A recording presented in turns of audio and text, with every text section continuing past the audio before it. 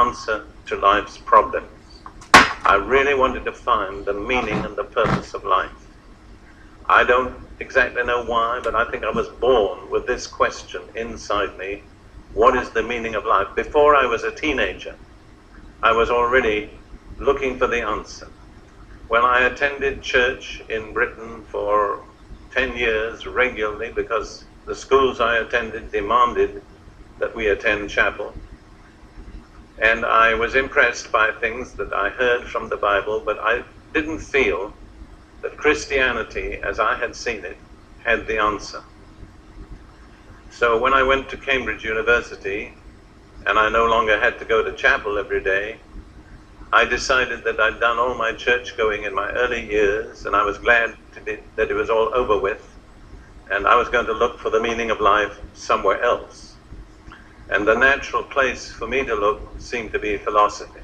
So I became a student, a research student, and eventually a professor of philosophy. I was very successful in my academic career, but I hadn't found the answer. And then World War II broke out, and I realized I was going to be called up into the British Army, and who knows where I would end up. And in the army, you can't carry a lot of baggage with you. You have to carry everything in one long, round, black bag, which is called a kit bag. So my big problem, which was not the problem of most soldiers, but my problem was, what will I take with me to read? And I eventually decided there's one book in the world that's more widely read, more influential in human history than any other book. And it's a sort of book of philosophy. And I said to myself, I don't know much about what's in that book. You know the book I had in mind? The Bible. And my estimate was absolutely correct. Without any question, it is the most influential book in all human history. I question whether anybody can claim to be called educated who really doesn't know anything about the Bible. So I bought myself a nice new black Bible. I couldn't believe a Bible would be any other color but black. But my picture of religion was basically black. And I said, how do you read the Bible? So I said, you start at the beginning and read it through to the end. So my first night in the army, I started at Genesis chapter 1, verse 1, and began to read. When I created quite a stir in the barrack room, there were 24 other new soldiers there, and when they saw me reading the Bible, they all began to whisper. They were kind of embarrassed. The problem was that when I was not reading the Bible, I didn't live the least bit like people who regularly read the Bible. Quite the opposite. I don't need to go into all my many sins, but they were very conspicuous. So there I was, reading the Bible, living in real ungodly life. And the Bible was the first book I came across I couldn't make head or tail of.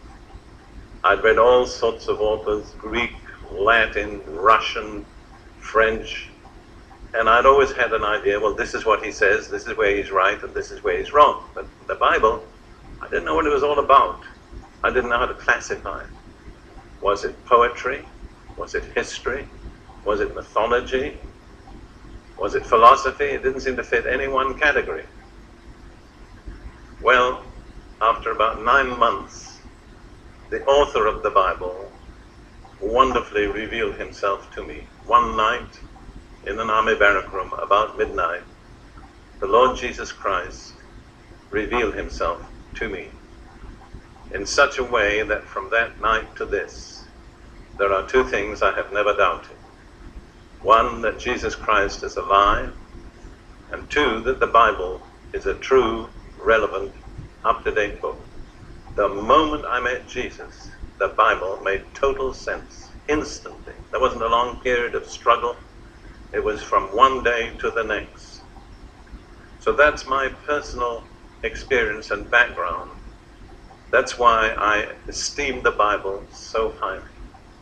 And in the years that have followed, nearly 50 years since that day, I've had the privilege of studying the Bible and sharing the Bible and teaching the Bible with thousands of people from many different racial and religious backgrounds, different cultures, and I've found that the Bible is the only book I know that speaks to everybody in every nation, in every culture. So I'm not ashamed of the Bible. I never apologize for believing in the Bible. I believe Christians should not apologize for their faith in the Bible. They do not need to feel intellectually inferior. After all, I was a professional philosopher, and I'd studied all sorts of